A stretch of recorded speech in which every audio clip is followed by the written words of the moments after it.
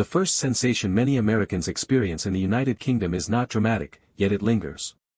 The streets feel narrower, the buildings older, the air heavier with history. Life appears quieter, but not necessarily slower. There is movement everywhere, buses gliding past stone terraces, pedestrians threading through centuries-old lanes, yet the rhythm carries a different emotional tone. What feels familiar in language feels unfamiliar in atmosphere. The contrast begins not with grand monuments, but with subtleties embedded in daily life. Americans often notice how public space behaves differently. Conversations in cafes unfold at lower volumes. Strangers rarely exchange wide smiles across sidewalks.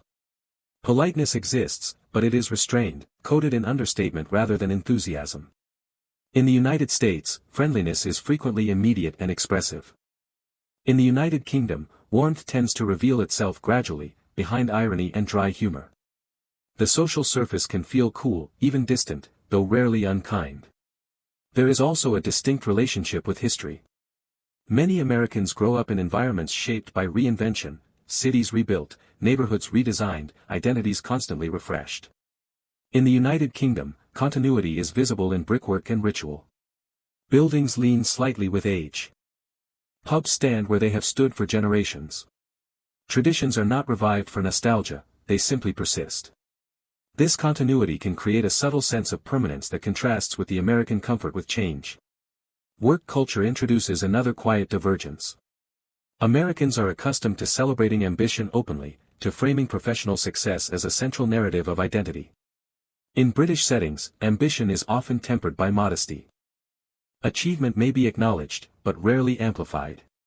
Self-deprecation functions as social glue, softening displays of confidence.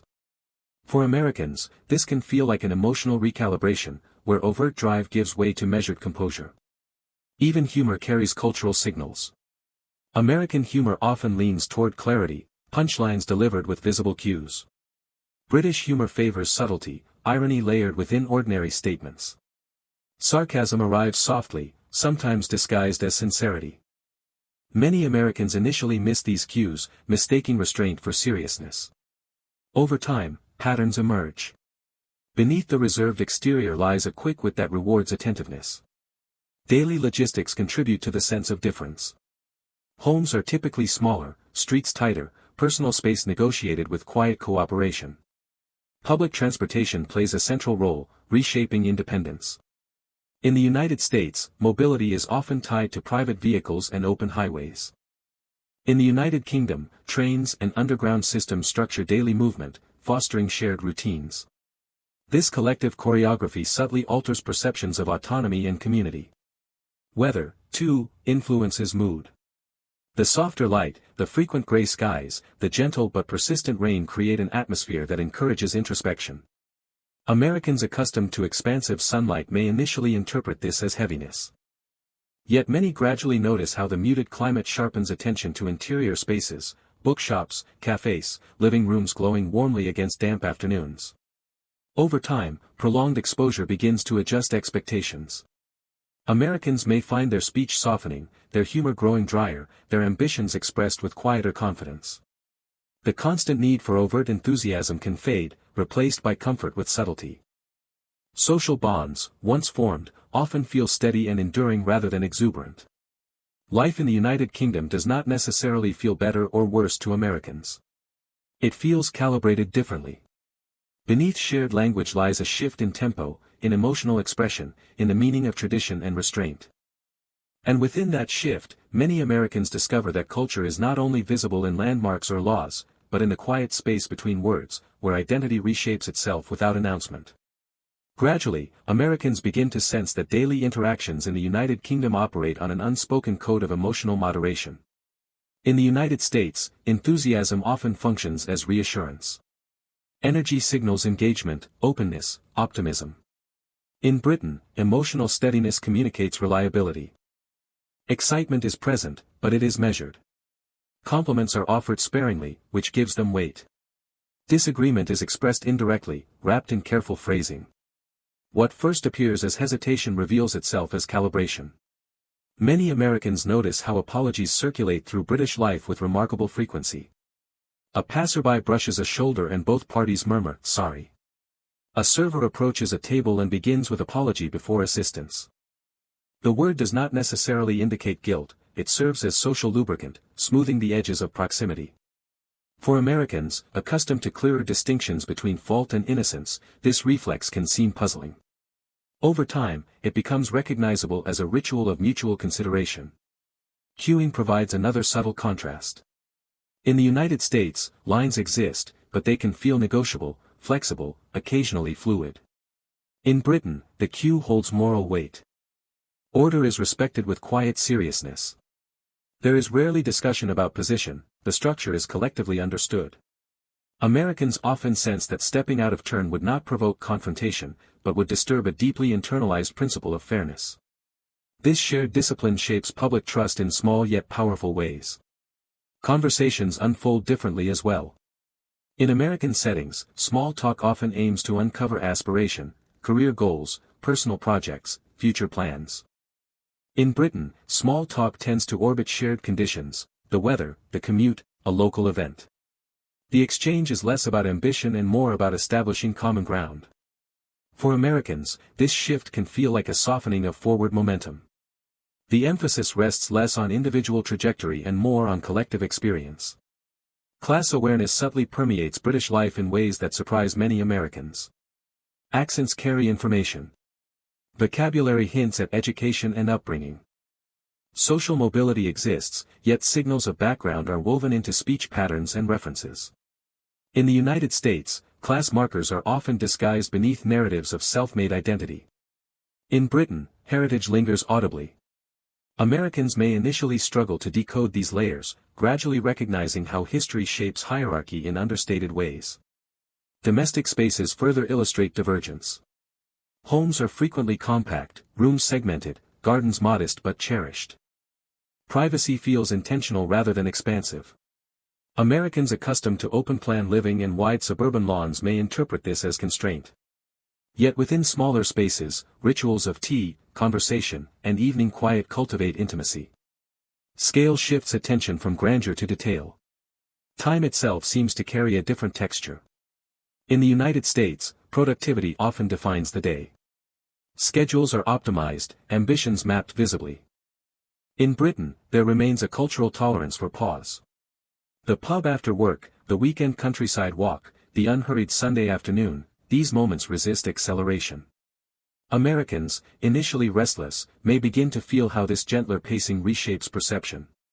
Exposure to this environment subtly adjusts internal rhythms. Speech becomes less declarative. Opinions are offered with nuance.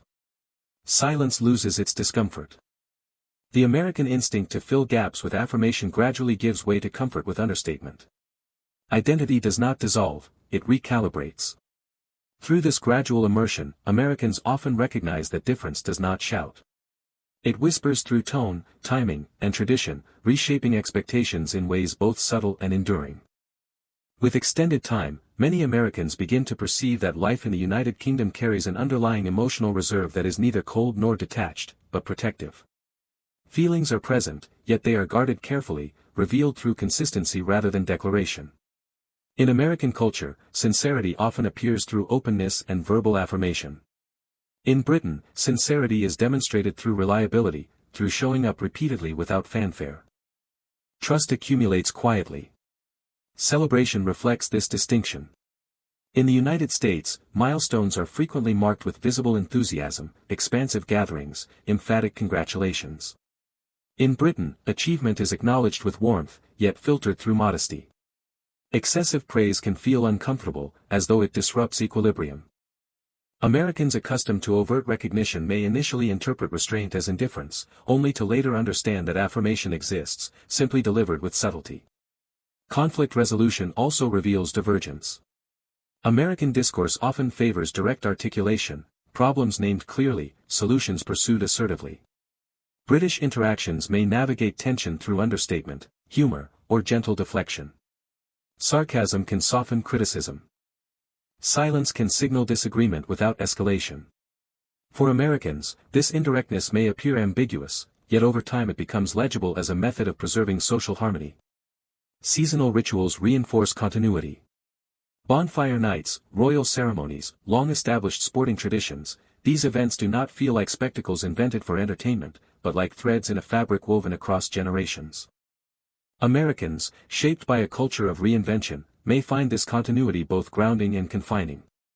Stability offers comfort, yet it also resists rapid transformation. Even ambition expresses itself differently. In the United States, striving is often visible and encouraged from an early age. Confidence is projected outward. In Britain, ambition can be intense, but it is frequently concealed beneath composure. The performance of effort is minimized. Success is absorbed rather than displayed.